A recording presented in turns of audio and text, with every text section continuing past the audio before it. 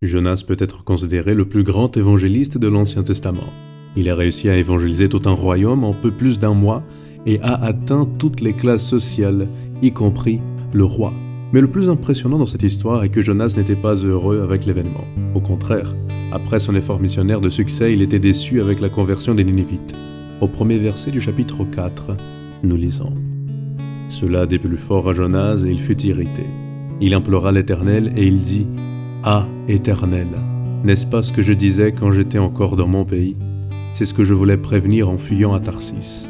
Car je savais que tu es un Dieu compatissant et miséricordieux, lent à la colère, et riche en bonté, et qui te repent du mal. » Tu vois l'ironie dans ce texte, un missionnaire déçu avec la miséricorde de Dieu.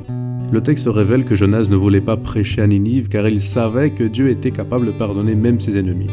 L'indignation de Jonas dépasse les bornes lorsque le soleil brûle une plante qui lui apportait de l'ombre.